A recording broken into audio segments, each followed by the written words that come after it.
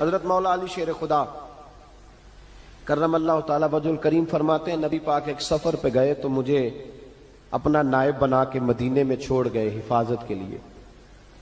میری باتوں کی سمجھ تو آ رہی ہے نا آپ حضرات کو؟ حضور مجھے چھوڑ گئے. کہتے ہیں میرے پاس مال غنیمت کے تھوڑے سے پیسے تھے, میں سونے کا ایک ہار لایا, ایک لاکٹ لایا اور سیدہ فاطمہ کو تحفہ دیا. پہلی دفعہ سونے کا ہار انہوں نے پہن لیا. نبی پاک علیہ السلام کا طریقہ مبارکہ یہ تھا کہ حضور جب سفر پہ جاتے تھے تو سب سے آخر میں سیدہ فاطمہ کے گھر جاتے, اور جب واپس آتے تو سب سے پہلے آتے, سب سے پہلے. حضرت علی کہتے ہیں قاصد آیا, اس نے آ کے بتایا کہ کل نبی پاک واپس آ جائیں گے. سیدہ فاطمہ بڑے دنوں سے انتظار کر رہی تھی کہ حضور آئے نہیں, اتنے دن ہو گئے. جب جا کے بتایا نا کہ کل حضور آئیں گے تو کہتے سیدہ نے صبح سے صفائیاں شروع کر دی. کھانا پکایا اپنے محبوب کے لیے, حضور کے لیے بہترین کھانا بنایا اور بہت ساری تیاری کی. کہتے ہیں حضور آئے حسب روایت حسب عادت, وہی مبارک عادت جو محبوب کی ہمیشہ سے تھی. نبی پاک آئے, پہلا قدم سیدہ فاطمہ کے گھر میں رکھا, السلام علیکم کہا, اور سیدہ نے وعلیکم کہا تو حضور نے ان کا چہرہ دیکھا تو واپس چلے گئے.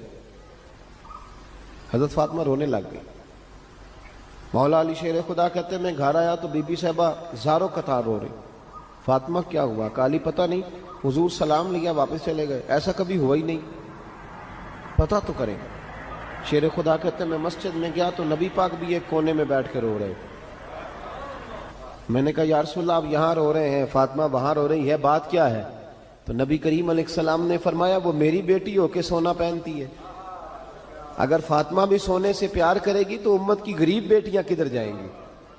وہ بھی سونا پہننے لگ گئی ہے, وہ بھی اگر یہ کام کرے گی تو غریبوں کی بچیاں کس کے طریقے پہ چلیں گی؟ وہ بھی سونا پہنتی ہے. حضرت علی کہتے ہیں میں نے کہا یا رسول اللہ انہوں نے نہیں پہنا, وہ تو میں نے لا کے دیا ہے, انہوں نے خواہش نہیں کی. تو محبوب نے فرمایا اسے جا کے بتاؤ. حضرت فاطمہ الزہرا رضی اللہ تعالی عنہا کو جا کر کے بتایا گیا کہ محبوب پاک تو اس بات سے آپ سے ناراض ہیں. حضرت فاطمہ نے اسی وقت سونا اتارا, کہا علی جو مدینے میں سب سے غریب گھر ہے اسے دے آ جا کے. بھائی نبی پاک نے انہیں سادگی میں رہنا, پاکیزگی میں رہنا سکھایا, انہیں حسن سکھایا, انہیں عبادت سکھائی. نبی پاک علیہ السلام, یہ تو ساری دنیا بیان کرتی ہے کہ امام حسین نبی پاک کے کندھے پہ بیٹھ جاتے تھے سجدے کے عالم میں تو 72 تسبیحیں حضور پڑھتے تھے. پتہ ہے حضور سکھاتے کیا تھے؟ نبی پاک امام حسین کو سجدہ کرنا سکھا رہے تھے. حضور سجدہ کرنا سکھا رہے تھے, سجدہ کرنا.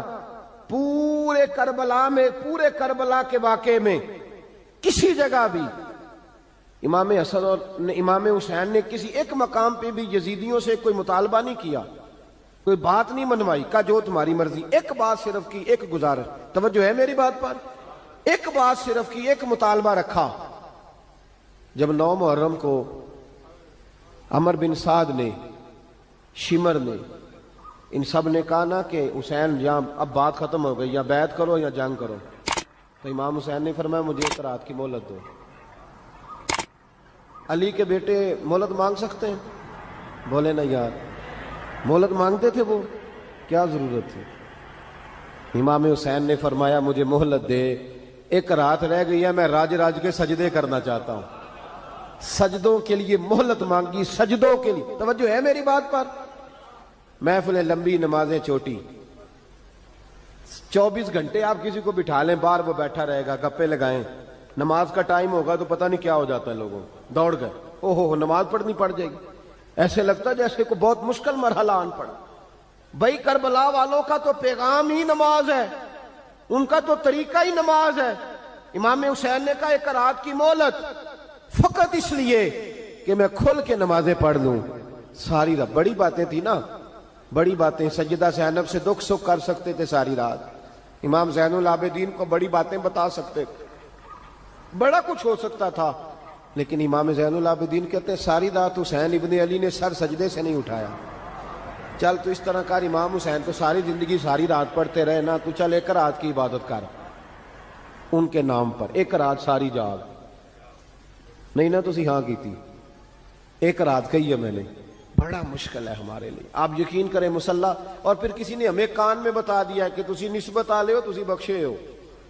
اے کوئی پکی گل دس گیا ساڈی, اس میں کوئی شک نہیں کہ نسبت سے بخشے جائیں گے.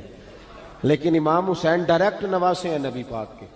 اگر وہ نسبت کے باوجود بھی ساری ساری رات نماز پڑھتے ہیں, تو کس قسم کا نسبت والا ہے کہ 10 محرم کو بھی تیری ساری قضا ہو جاتی ہے, ساری قضا چھٹی, ہم نسبت والے ہیں. بس نسبت کا یہ معیار ہوتا ہے. نسبت کا معیار یہ ہوتا ہے کہ جو محبوب نے کیا وہ ہم نے کر کے چھوڑنا ہے, وہ کام کرنا ہے. اور پھر اہل بیت نبوت کا اسوہ حسنہ پردہ ہے, پردہ. بڑی گمراہی آ گئی ہے امت میں. آپ جو بچی ایم اے ایم بی اے کر لیتی ہے, وہ سب سے پہلے یہ مطالبہ کرتی ہے کہ ہمارے حقوق برابر کے. اسلام نے عورت کو برابر کے حقوق نہیں دیے, عزت والے حقوق دیے. کون سے حقوق دیے بولیے؟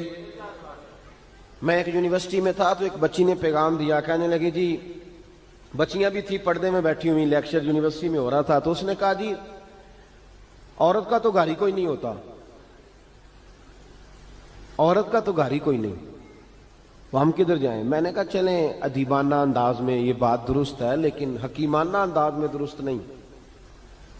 عورت کی تو اللہ تعالیٰ نے ذمہ داری بڑی شاندار رکھی ہے. جب تک باپ جوان ہوتا ہے نا, توجہ ہے میری بات پر, جب تک باپ جوان ہوتا ہے تو بیٹی اس کے گھر رہتی ہے. اور جب بچی جوان ہوتی ہے, ابا تھوڑا بوڑھے ہونے لگتا ہے نا, تو اللہ تعالیٰ خامند کی ڈیوٹی لگا دیتا ہے عورت پر. اور جب خامند تھوڑا بوڑھا ہونے لگ جاتا ہے تو بچے جوان ہو جاتے ہیں. تو میں نے کہا بی بی تو سمجھی نہیں, تو کہتی ہے میرا گھر کوئی نہیں. رب کریم نے تو تیرا محافظ ہمیشہ جوان آدمی کو رکھا ہے, جوان کو, کبھی باپ کو, کبھی بھائی کو, کبھی بیٹے کو, کبھی شوہر کو. تو یہ کیسے؟ اسلام نے تو تیرے لیے جوان خون تیرا محافظ رکھا, اگر تو سمجھے. حضرت فاطمہ نے ساری زندگی پردے میں گزاری. ان کا ننگا سر کبھی سورج نے بھی نہیں دیکھا. یہاں اللہ خیر کرے دینداروں کی بچیاں پردہ نہیں کرتی, حاجیوں نمازیوں کی بچیاں پردہ نہیں کرتی. کپڑے استری نہ ہو تو گھر میں جھگڑا شروع ہوتا ہے, اور بی بی پردہ نہ کرے تو پرواہ کوئی نہیں. حضرت عبداللہ بن سہل ایک تابعی بزرگ ہے, نام یاد رکھنا. عبداللہ بن سہل کہتے ہیں سیدہ زینب جب کربلا سے واپس آئیں تو وہ میری پڑوسن تھیں. 15 سال کہتے ہیں میں ان کا پڑوسی رہا ہوں, 15 سال.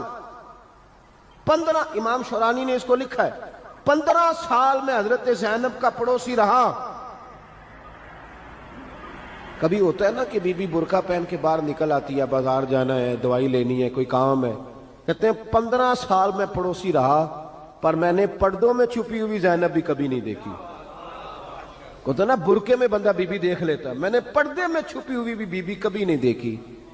تو کربلا والوں کا تو طریقہ پردہ ہے, ان کا طریقہ. اب آخری بات سنیں, کربلا والوں کا طریقہ حوصلہ ہے, ہمت ہے. ہمارے ہاں نا خودکشیاں عام, جھگڑا عام, لڑائی عام. اس کی وجہ یہ کہ حوصلہ کوئی نہیں. ذرا سی بات کوئی بندہ برداشت کرنے کو تیار. اہل بیت کا جو طریقہ ہے نا وہ حوصلہ ہے, وہ صبر ہے, وہ چلے محبت کی بات ہے کر دیتا ہوں. ایک بابا جی سے میں نے پوچھا, میں نے کہا جناب صحت کیسی ہے؟ کہ دکھا نہیں وڈیریاں کر چھڑیا. میں کہا کنی عمر تہاڈی؟ کہندا میں عمر تے ایویں 76 کو سال ہے. تے میں کہا دکھاں تو بغیر بھی ہن تساں وڈیریا ہی ہونا سی. بس کر دے, دکھوں کو بدنام کیا ہوا بلا وجہ. اب بس کریں, وڈیرے ہونا تھا کہ نہیں ہونا تھا؟ تے نہ دکھاں دا لا دیتا ہے. ہجوم غم میں بھی توہین نے ضبط غم نہ ہوئی, ہم تو اس احتیاط سے روئے کہ آنکھ نم نہ ہوئی. اللہ والے تو مطلب شکوہ کرنا ہر وقت شکوہ, حوصلہ ہی کوئی نہیں, سکون ہی کوئی نہیں, پریشانی بڑی ہے جی, آزمائش بڑی ہے. کبھی آپ نے کہیں سنا ہے کہ واقعہ کربلا کے بعد حضرت زینب معاذ اللہ نفسیاتی مریض ہو گئی تھی؟ امام زین العابدین, سیدہ سکینہ, حضرت صغرا, وہ حوصلے میں رہے, متوانا رہے. امام زین العابدین نے اس کے بعد بھی کئی دفعہ پیروں میں بیڑیاں پہنی, کئی دفعہ. سادات کا خاندان چلا. یہ جو داتا علی اجویری نے آ کے آپ کو کلمہ پڑھایا, یہ بھی سید زادے ہیں. سیدوں کا قافلہ رکا نہیں, یہ خواجہ اجمیری بھی سید زادے, غوث پاک جیلانی بھی سید زادے. یہ سادات کا سلسلہ چلتا رہا. بار بار آ کے امت کی قیادت کی ان لوگوں نے. جب دیکھیں نا یہاں کسی بندے کا کٹا ہوا ہاتھ پھینکا جائے نا, بلکہ انگلی پھینک دی جائے, تو لوگ ڈر کے بھاگ جائیں گے. کسی کا، اپنے کسی کا نہیں، کسی کا. کیونکہ انسان کا وجود کٹ جائے تو دہشت پیدا ہوتی، آپ ڈر کے بھاگ جائیں گے. امام حسین کا کٹا ہوا سر، توجہ ہے میری بات پر؟ ذرا غور کرنا، بندے کا سر کٹ جائے، ہم سنتے ہیں بات پر غور نہیں کرتے. دھاڑ ان کا پڑا تھا کربلا میں، کٹا ہوا سر، زلفیں، پگڑی، کٹا ہوا سر نیزے پہ. آگے آگے سر جا رہا ہے، پیچھے سیدہ زینب جا رہی، با پردہ یزید کے دربار میں پہنچی. بی بی صاحبہ پردے میں بیٹھ گئی. یزید کہنے لگا دیکھ لو، اللہ نے مجھے عزت دی اور میرے دشمنوں کا معاذ اللہ کیا حال ہوا. جب اس نے یہ کہا نا تو حضرت نعمان بن بشیر صحابی بیٹھے تھے، اور ساتھ کہتے ہیں میرے ایک نابینا صحابی بھی بیٹھے تھے. حضرت نعمان بن بشیر کہتے ہیں کہ جب اس نے یہ کہا نا کہ اللہ نے مجھے عزت دی اور نقل کفر نہ باشد، میرے دشمنوں کا یہ حال ہوا، تو کہتے ہیں سیدہ زینب وہاں سے اٹھ کے کھڑی ہو گئی. با پردہ سیدہ زینب کھڑی ہوئی، اور فرماتے ہیں اس طرح نہیں کھڑی ہوئی کہ بیویاں روتی ہیں تو کہتی ہیں ہائے یہ ہو، اس طرح نہیں، حوصلہ، ہمت. اور جس طرح کوئی سیاںا خطیب خطبہ پڑھتا ہے، اس طرح سیدہ نے خطبہ پڑھا. پہلے اللہ کی حمد کی، پھر نبی پاک پہ درود پڑھا، اور پھر قرآن پاک کی آیت پڑھی وَتُعِزُّ مَن تَشَاءُ وَتُذِلُّ مَن تَشَاءُ. یہ آیت پڑھی. کہتے ہیں سیدہ کی آواز میں وہ روب تھا، وہ گرج تھی، وہ وقار تھا، وہ اطمینان تھا کہ وہ نابینا صحابی میرا گھٹنا ہلا کے کہنے لگے نعمان، علی آ گئے ہیں دربار میں، علی آ گئے ہیں. جبریل امی بول رہے ہوں جیسے، حکمت کے گوہر رول رہے ہوں جیسے. دربار دمشق میں بی بی زینب کا خطاب، منبر پہ علی بول رہے ہوں جیسے. کہا یہ تو حضرت علی کی آواز، علی آ گئے کیا، علی آ گئے. سیدہ زینب فرمانے لگی یزید تیری حکومت ہے تو کہتا ہے کہ اللہ نے تجھے عزت دی، ذرا وقت بدلنے دے، ذکر تیرا بھی ہوگا پر تجھ پر لوگ لعنت برسائیں گے. اور جب میرے حسین کا ذکر ہوگا تو خطیب جمعے کے خطبے میں ذکر کیا کریں گے، خطبوں میں میرے نام. بھائی حوصلہ پیدا کرے زندگی میں. ہمارے اندر حوصلہ نہیں رہا، حوصلہ نہیں، توانائی نہیں. ذرا سی بات پہ ہم بگڑتے ہیں، ناراض ہوتے ہیں. اپنی طبیعتوں کو اکٹھا کریں. پہلا سبق یہ عرض کیا ہے کہ اہل بیت سے پیار کریں، بحث چھوڑ دیں. صحابہ سے پیار کریں اور بحث، نبی پاک کا میلاد منائیں اور بحث کرنی چھوڑ دیں. اور دوسری بات یہ کہ اہل بیت کا طریقہ فقر و فاقہ ہے. کریم علیہ السلام کی حیات مبارکہ کے پھر یہ ساری کیفیت جب دیکھی نا کہ حضور اتنی محنت کرتے ہیں، تو پھر جناب فاطمہ کو میرے نبی کی امت سے پیار بڑا ہو گیا صلی اللہ ہو. سمجھیے گا اس بات کو، امت مسلمہ سے حضرت فاطمہ کو بڑا. امام حسن کہتے ہیں میری اماں سارے کام کرتی تھی گھر کے. اب تو شہزادے ہیں نا ہمارے بچے، کام اور بچی، یعنی بچی میکے سے واپس آتی ہے تو سب سے بڑا دکھڑا یہ سناتی ہے کہ وہ کام بڑا کراتے ہیں. یہی ہے نا دکھڑا؟ ہاں نہ تو کریں. سب سے بڑا دکھڑا کیا ہے؟ پتہ نہیں کیا کراتے ہوں گے، ہال نہیں چلوا لیتے کہیں، یا کچھ چکی نہیں پسوا لیتے، پتہ نہیں کون سا ایسا کام ہے. اور آپ ناراض نہ ہو جانا، میں بھی بیٹی کا باپ ہوں، میں بھی بہنوں کا بھائی ہوں، میں بھی اس بات کو سمجھتا ہوں. لیکن ایک بات ذہن میں رکھنا کہ یہ بات نہیں ہے کوئی کرنے والی کہ سارے بچی کے ماں باپ جمع ہو کے پہنچ جاتے ہیں ہماری بچی جی کام بڑے کرتی ہے. مثلا کیا کرتی ہے، کیا کرتی ہے وہ؟ آؤ میں بتاؤں میرے مصطفیٰ کی بیٹی کیا کرتی تھی. میں نے سینکڑوں دفعہ یہ بات کی ہے اور میرا دل کرتا ہے روزانہ کروں، پھر کرتا ہوں. دنیا میں کوئی اتنا غریب ہے جس کی بیٹی اتنا کام کرے کہ ہاتھوں پہ چھالے پڑ جائیں؟ ہے کوئی اتنا غریب تو اٹھ کے بتائے کہ میری بیٹی سسرال میں اتنا کام کرتی ہے کہ چھالے پڑ جاتے ہیں. میں دکھاتا ہوں، میرے رسول کی شہزادی کو چھالے پڑ جاتے. کچا مکان، جناب فاطمہ جناب فضا آپ کی لونڈی تھی، ان سے مٹی منگاتی اور گھر میں لیپا پوتی کرتی، پھر جھاڑو دیتی. امام حسن اور حسین کے درمیان پورے سال کا فرق نہیں، 11 مہینے کا فرق. دونوں بچوں کو سنبھالتی. جناب علی کی والدہ حضرت فاطمہ بنت اسد بوڑھی تھی. جناب فاطمہ وہ کھول کے نوکری کرتی کہ حضرت فاطمہ بول پڑتی، حضرت فاطمہ بنت اسد بول پڑتی. کہتی بیٹے فاطمہ میرا اتنا نہ خیال رکھا کر، تیرے اپنے بھی بچے ہیں. جناب فاطمہ فرماتی آپ صرف علی کی ماں تو نہیں نا، آپ میری بھی تو ماں ہے نا. یہاں بیبیاں فلسفہ بیان کرتی ہیں، وہ کہتی ہیں جی کس حدیث میں آیا ہے ساس سسر کی خدمت فرض ہے؟ میں نے کہا کسی میں بھی نہیں آیا. ہم کیا کہہ رہے ہیں؟ کسی میں بھی نہیں آیا. لیکن یہ تو آیا ہے نا کہ شوہر راضی ہو تو اللہ راضی رہتا ہے. تو اگر شوہر ماں باپ کی خدمت سے راضی ہوتا ہے تو کرو خدمت، اس کو تو راضی کرنا ہے نا، اس پر تو توجہ دو۔ حضرت فاطمہ پھر چکی پیستی، چکی چکی، یہ آسان جملہ نہیں، کہہ جاتے ہیں ہم، سن لیتے ہیں آپ، چکی پیس کر، جو پیس کر اس کا آٹا بنانا، پھر بچوں کے لیے کھانا پکانا۔ پھر ایک دن کہنے لگے علی آپ کی آمدن تھوڑی ہے، خرچے زیادہ، چرخا نہیں لا دیتے؟ فاطمہ کیا کرو گی؟ فرمایا تھوڑا سا سود بنا لیا کروں گی، تم بیچ آیا کرنا۔ چلو میں تھوڑا ہاتھ بٹاؤں گی۔ یہ ساری ڈیوٹیاں کر کے حضرت حسن برواتے ہیں، پھر عزت والے رسول کی عزت والی بیٹی، پھر شانوں والے نبی کی شانوں والی بیٹی، پھر پاک محبوب کی پاک شہزادی، ساری ڈیوٹیاں کر کے رات کو مولا علی سے کہتی اگر آپ اجازت دیں تو اللہ کو راضی نہ کر لوں؟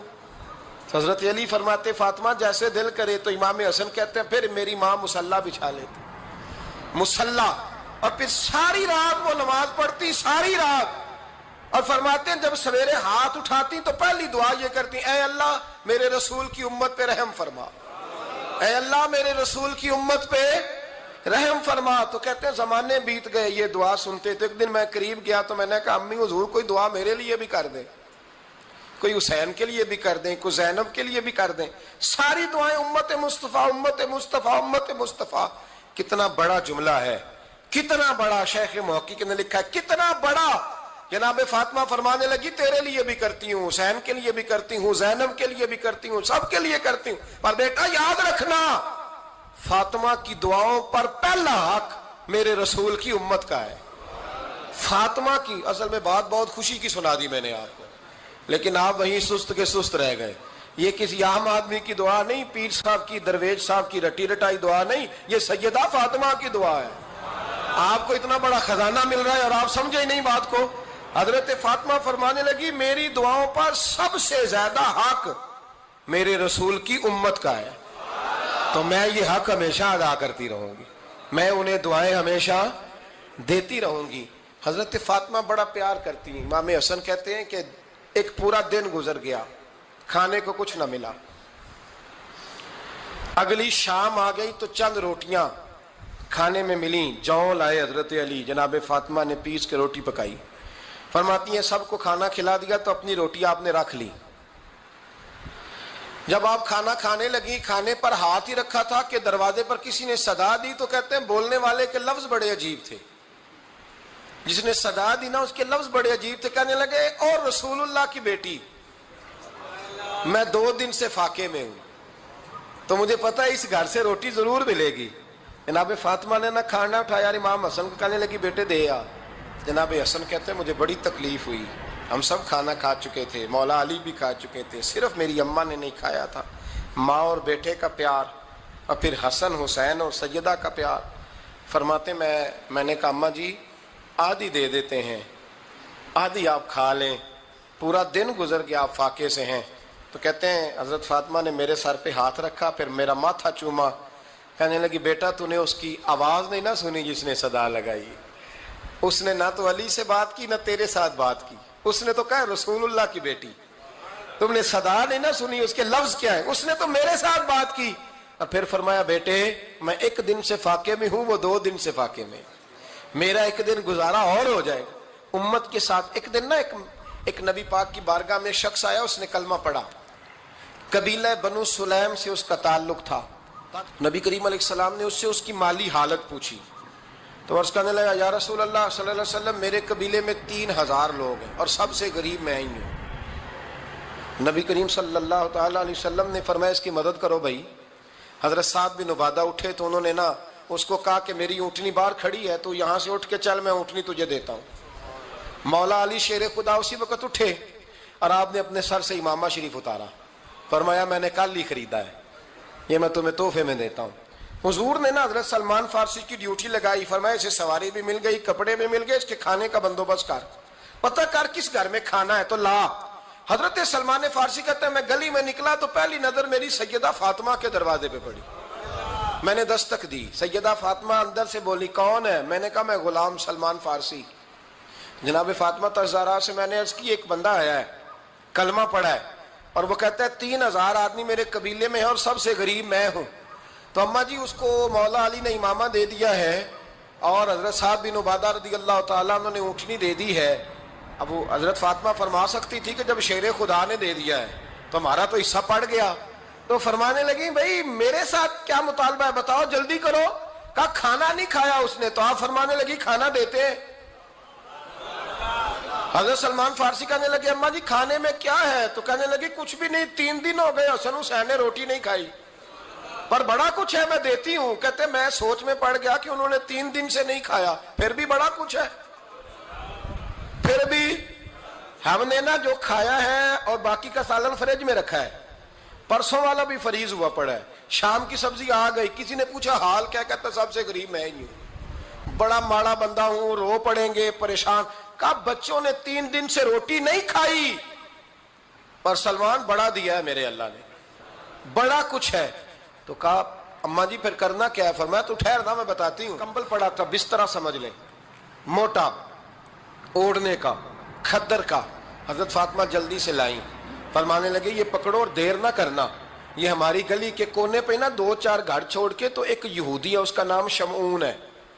وہ اس طرح کی چیزیں گروی رکھ کے یا خرید کے نا تو پیسے بھی دے دیتا ہے, جوں بھی دے دیتا ہے, گندم بھی دے دیتا ہے, سرکہ اور کھجوریں بھی. اسے دے آ, اور وہ جو سامان دینا وہ میرے پاس لا, اور لا کے مجھے دے تاکہ میں جلدی سے اس آدمی کے لیے بندوبست کروں. پتہ نہیں بیچارہ کتنے دنوں کا بھوکا ہے, پتہ نہیں بیچارہ کتنے, اپنے بچوں نے 3 دن سے روٹی نہیں کھائی. لا نہ ذرا. حضرت سلمان فارسی کہتے ہیں میں نے تھوڑا توقف کیا کہ میں آپ کا بستر لے جاؤں, یہ کمبل لے جاؤں. تو فرمانے لگی حکم ہے میرا, وہ جانا پڑے گا. جناب سلمان فارسی کہتے ہیں میں شمعون یہودی کے پاس گیا, میں نے کہا یہ کمبل لو, چاہے تو نگد پیسے دے دو, سامان خرید لیتے ہیں, اور چاہے تو اناج, جوں, سرکہ, کھجوریں جو تمہارے پاس ہے دے دو. وہ کہنے لگا یہ کس کا ہے؟ بڑا شاندار ہے, بڑا خوشبو والا ہے. تو کہا یہ مولا علی کے گھر سے آیا ہے, پاک بی بی نے دیا ہے کہ اس کو گروی رکھ لو اور مہمان کے لیے کچھ دے دو. کہا مہمان کون سا؟ کہنے لگے حضور کے پاس آ کے ایک شخص نے کلمہ پڑھا ہے اور وہ مسلمان ہوا ہے اور وہ غریب ہے, اس کو روٹی دینی ہے. تو وہ شمعون یہودی کہنے لگا میں بھی تورات پڑھا کرتا تھا, تو آج ہی سویرے میں نے پڑھا ہے, آج ہی سویرے پڑھا ہے, ابھی پڑھا ہے. میں بڑی دیر سے حضور آئے تھے پر میری آنکھوں پہ پردہ ہی رہ گیا. مقدر سکندر کا دیکھو کہ پیاسے چلے جا رہے ہیں کنارے کنارے, میں پیاسا ہی مرنے لگا تھا. آج ہی میں نے پڑھا ہے کہ جو آخری امت آئے گی نا, اس امت میں جو رسول اللہ صلی اللہ علیہ وسلم کے قریبی ہوں گے, ان کا کمال یہ ہوگا کہ وہ اپنا پیٹ پر پتھر باندھ کے دوسروں کی مدد کیا کریں گے. یہ میں نے آج ہی پڑھا ہے اور ابھی تو نے مجھے اس کا نظارہ کرا دیا ہے. کہنے لگا یہ چادر بھی لے جا, جوں بھی لے جا, سرکہ بھی لے جا, آٹا بھی لے جا, کھانا بھی لے جا, اور اس طرح کر کے میرے پاس سے نگد بھی لے جا. اور جناب فاطمہ سے کہنا یہ سارا کچھ رکھ لے, اور انہیں کہنا کہ مجھے پتا ہے آپ قبول نہیں کریں گی پر قبول کر لے.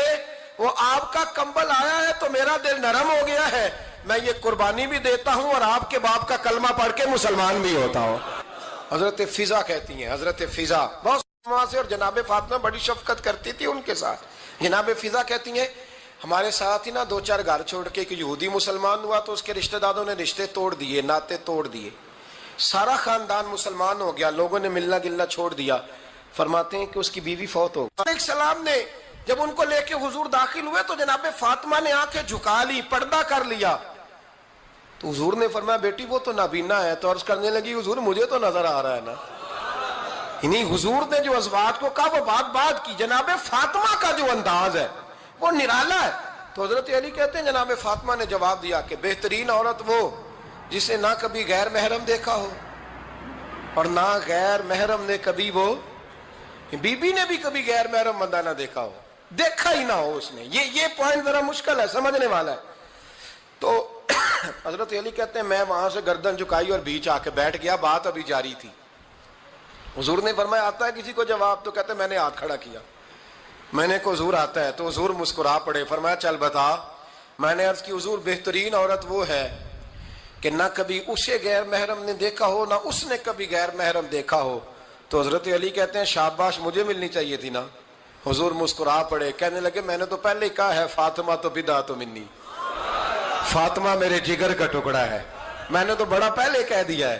تو کہتے ہیں صحابہ میری طرف دیکھنے لگے کہ یہ تو تعریف فاطمہ کی ہونے لگ گئی ہے. تو میں نے کہا کیا کریں؟ اس محبوب کو بتایا ہے جس کے لیے اللہ نے کوئی پردہ رکھا ہی نہیں, سارے پردے کھول دیے. حضرت فاطمہ کے وصال کا وقت آیا, انتقال کا, تو حضرت اسماء بنت امیس کو بلایا اور بلا کے فرمانے لگی تو مجھے غسل دینا اور سوائے میرے شوہر مولا علی کے کسی اور سے مدد بھی نہ لینا. اور فرمانے لگی میں نے حبشہ کے بارے میں سنا ہے کہ وہاں جب بیویوں کا جنازہ اٹھتا تھا تو وہ لوگ چارپائی کے اوپر یوں کر کے اس طرح کر کے لکڑیاں لگاتے تھے, نیچے باندھ لیتے تھے اور لکڑی میں لچک ہو تو اوپر جا کے پھر اس کو باندھ دیتے تھے تو پردہ بن جاتا تھا. فرمایا میں نے علی کو بتا دیا ہے, تمہیں بھی بتا رہی ہوں, جنازہ میرا رات کو اٹھانا اور لکڑیاں لگا کے نا تو اوپر پردہ کر لینا, میرے وجود پر پڑی ہوئی چادر پر بھی کسی کی نظر نہیں پڑنی چاہیے. رات کو جنازہ اٹھانا اور رات کو مجھے دفن کر دینا. مدینہ منورہ میں حضور کے وصال ظاہری کے 6 ماہ بعد جناب فاطمہ الزہرا کا جنازہ اٹھا تو مسجد نبوی شریف سے ایک شخص اپنی داڑھی آنسوؤں سے بھگوتا ہوا نکلا. تو حضرت ابوبکر صدیق نے کھڑا کر کے پوچھا کیوں نبی پاک کے چچا عباس روتے کیوں ہو؟ حضرت عباس کہنے لگے پہلے حضور گئے تھے, اب نبی پاک کی تصویر بھی چلی گئی.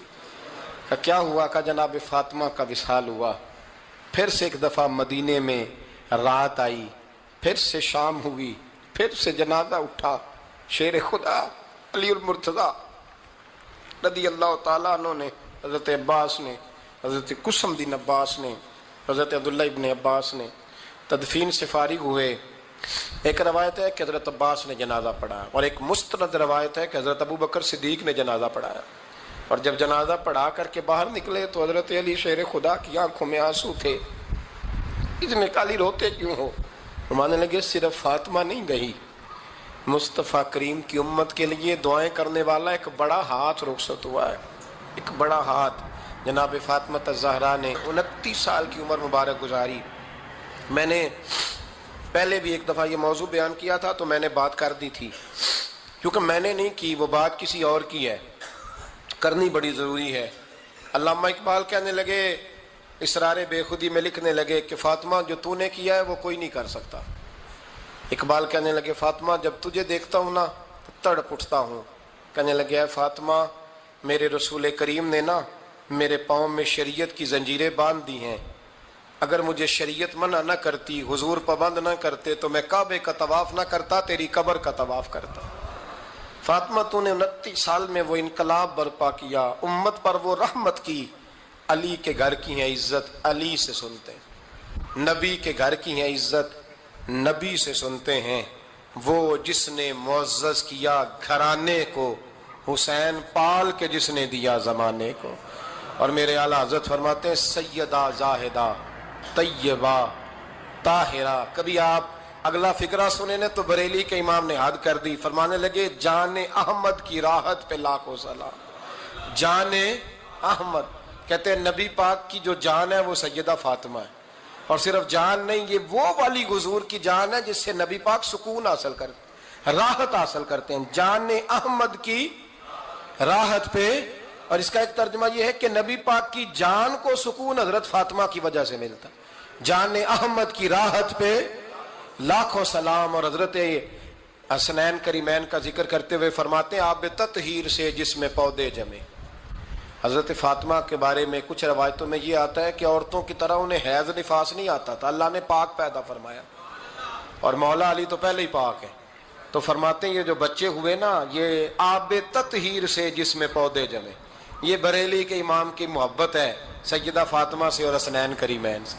کیا انداز ہے, کہنے لگے آب تطہیر سے جس میں پودے جمے, اس ریاض نجابت پہ لاکھوں سلام.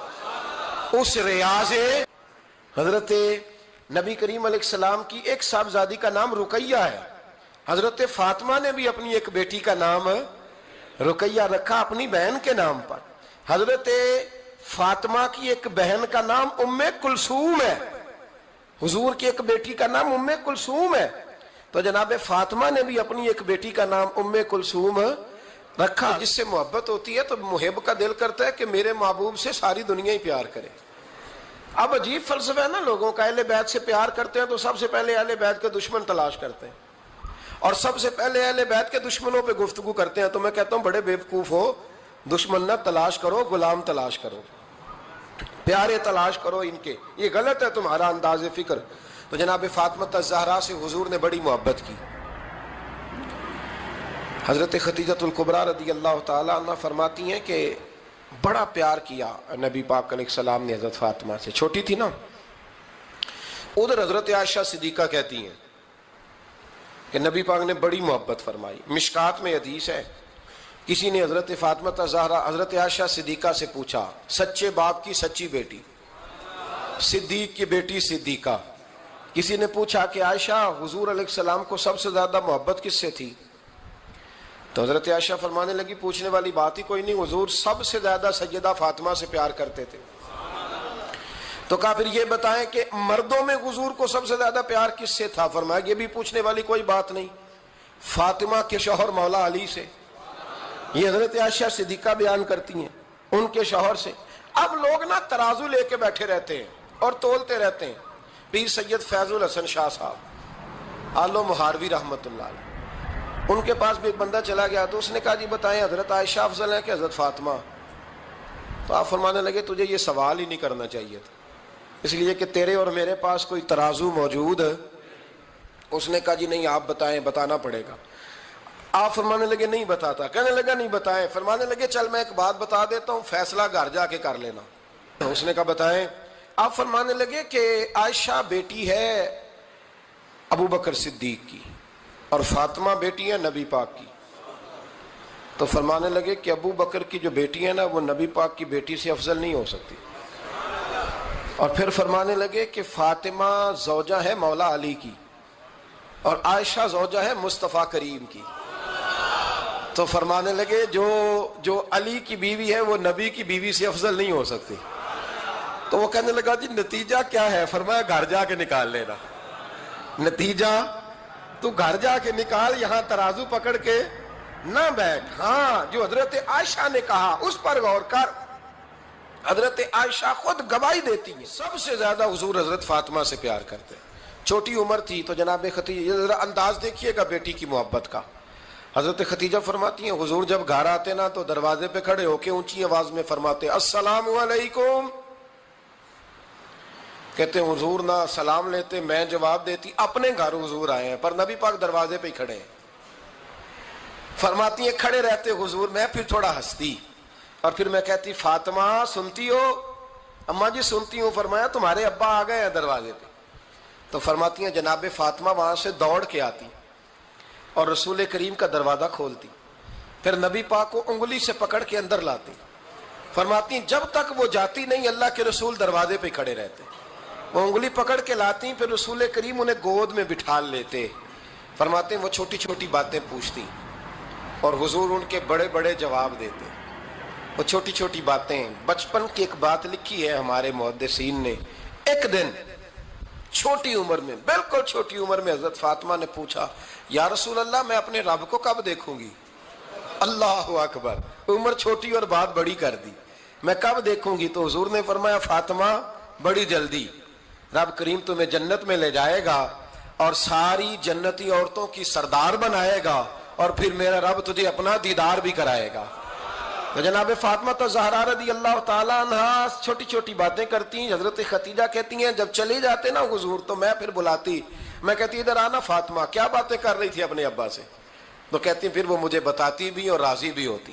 یہ سلسلہ آخر تک چلا. یہ حضرت فاطمہ سے راز کی باتیں کرنا حضور کا آخر تک چلا. بخاری مسلم میں حدیث، وہاں راوی حضرت خدیجہ ہے، یہاں راوی حضرت عائشہ صدیقہ ہے. جناب عائشہ صدیقہ کہتی ہیں حضور کے وصال ظاہری سے کچھ دن پہلے خود نبی کریم علیہ السلام نے حضرت فاطمہ الزہرا کو بلایا اور جب وہ آئیں تو کہتی ہیں ان کو میں نے آتے دیکھا تو میں نے پھر حضور کو ان کے استقبال کے لیے کھڑے ہوتے بھی دیکھا. پھر حضور نے ان کا ماتھا چوما، جہاں بیٹھے تھے وہاں بٹھایا، پہلو میں بیٹھ گئے اور فرماتے ہیں پھر باپ بیٹی باتیں کرنے لگے. میں کوئی چیز بنا رہی تھی تو جناب عائشہ کہتی ہے میں نے دیکھا کہ حضور نے ان کے کان میں کوئی بات کہی تو جناب فاطمہ رونے لگ گئی. پھر حضور نے کان میں کچھ کہا تو وہ مسکرانے لگی. کہتی ہیں حضور وہ بات کر کے تشریف لے گئے. فاطمہ ابھی بیٹھی تھی, میں آئی, میں نے آ کے کہا کہ فاطمہ بتاؤ نبی کریم علیہ الصلوۃ والسلام نے آپ سے کیا کہا؟ کبھی ہنستی تھی کبھی روتی تھی. تو فرمایا حضور نے منع کیا ہے, یہ میرا اور میرے نبی کا راز ہے, میں حضور کی حیات ظاہرہ میں یہ بات کسی کو بتا نہیں سکتی. فرماتی ہیں کہ فاطمہ سے تو میں نے پوچھ لیا, پر حضور سے پوچھنے کی تو ضرورت ہی نہیں تھی نا, لیکن وہ راز کی بات تھی. کچھ دن گزرے تو حضور بیمار ہو گئے, پھر کچھ دن گزرے تو حضور کا وصال ہو گیا. فرماتے ہیں کچھ عرصے کے بعد میں سیدہ فاطمہ الزہرا سے ملی تو میں نے کہا کھول تو دے, آج تو کھول دے وہ راز کیا تھا. آپ کو بلایا گیا, پھر آپ آئیں, پھر حضور نے بات کی, پھر نبی کریم علیہ السلام کے بات کرنے پر کبھی آپ روئیں کبھی آپ ہنسی, تو یہ کیا تھا؟ تو کہتی ہیں جناب فاطمہ پھر رونے لگی, کہنے لگی ہاں اماں جی اب میں پردہ کھول دیتی ہوں, اب میں راز بتا دیتی ہوں. حضور کا وصال ظاہری ہو گیا. فرمانے لگی مجھے حضور نے بلایا اور میرے کان میں فرمانے لگے فاطمہ وقت تھوڑا رہ گیا ہے, اب تیرے والد نے جانے کا پروگرام بنا لیا ہے, اب نہ ٹائم آ گیا ہے بچھڑنے کا. فرماتی ہیں جب میں نے یہ بات سنی تو میں رو پڑی, حضور آپ بچھڑ جائیں گے؟ کہتی ہے میں روئی. ذرا حدیث کے جملوں پہ غور کرنا. ماتی تھوڑی دیر گزری تو حضور نے میرے کان میں کہا فاطمہ پتر رو نہ, بیٹے رو نہ, میرے جانے کے بعد جو سب سے پہلے میرے پیچھے آ کے مجھے ملے گی نا بیٹی وہ تو ہی ہوگی. اللہ کرے میں سمجھا سکوں آپ کو بات. جب کہا نا کہ میں وصال کروں گا تو رو پڑی, اور جب کہا نا میرے بعد تیرا بھی جلدی وصال ہو جائے گا تو حضرت فاطمہ نے ہنسنا شروع کر دیا. کیا پیار ہے میرے محبوب علیہ الصلوۃ والسلام کے ساتھ جناب فاطمہ کا. ان کے وصال کی خبر سنی تو رو پڑی, اور اپنے کی سنی تو ہنس پڑی. اور پھر حضور نے کہا فاطمہ تجھے یہ بھی پتا ہے نا کہ اللہ تجھے جنتی عورتوں کا سردار بنائے گا, یہ بھی تجھے پتا ہے. تو جناب فاطمہ الزہرا کے ساتھ شروع سے لے کر آخر تک میرے رسول کریم علیہ السلام کی محبت رہی, پیار رہا. اور جناب فاطمہ کا جو حضور سے پیار تھا, ایک ہے باپ کا شفقت کرنا اور ایک ہے بیٹی کا پھر اپنے باپ سے, بولیے, یہ بیٹیاں جو ہوتی ہیں نا ان کا بھی رویہ کو انوکھا ہوتا ہے ساری دنیا سے, انوکھا. میں کبھی کبھی کچھ ایسی باتیں کرنے کو دل کر جاتا ہے کہ جو کر گزرتے ہیں. ایک صاحب مجھ سے ایک دن کہنے لگا حضرت صاحب بڑی مشکل میں ہوں اور اتنا کٹھن وقت آ گیا کہ کوئی حال ہی نہیں. میں نے ان سے کہا کہ اپنی اماں سے دعا کراؤ, مسئلہ ٹھیک ہو جائے گا. کہنے لگا اماں تو انتقال کر گئی.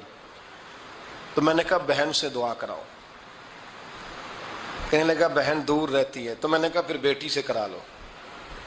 آپ یقین کرے اللہ کے گھر میں بیٹھا ہوں, رمضان کا مہینہ مجھے تیسرے دن ملا.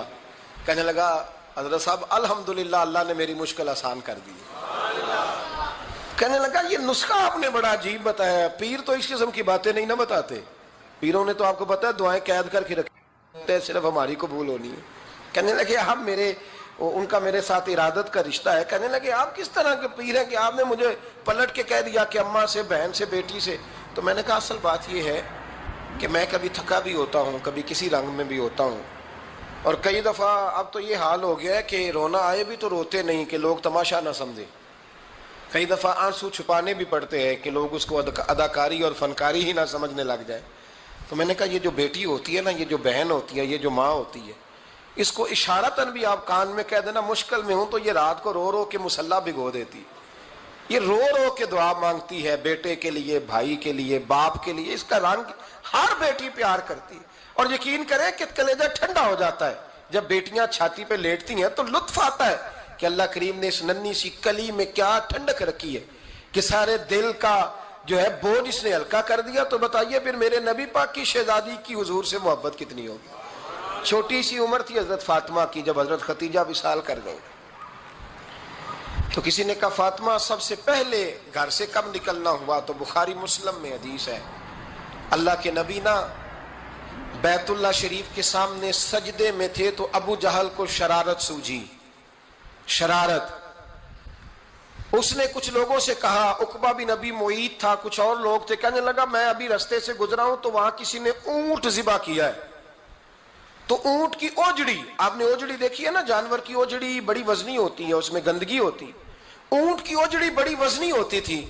کہنے لگا وہاں اونٹ کی اجڑی پڑی ہے، وہ دیکھو نبی پاک معاذ اللہ سجدے میں ہے، تو معاذ اللہ ثم معاذ اللہ وہ اونٹ کی اجڑی اٹھاؤ حضور کی گردن پہ رکھ دو۔ تھوڑا سا مشکل سے جمعہ پڑھنا پڑ جائے نا، اور تھوڑا سا مشکل سے پڑھانا پڑ جائے، تو ہم دین کے بہت بڑے خدمت گزار بن جاتے ہیں۔ یہ دیکھو سجدے کتنی مشکل سے ہو رہے ہیں، یہ دیکھو سجدے کتنی مشکل سے ہو رہے ہیں، کتنی مشکل سے حضور کے سر انور پر اجڑی رکھ دی۔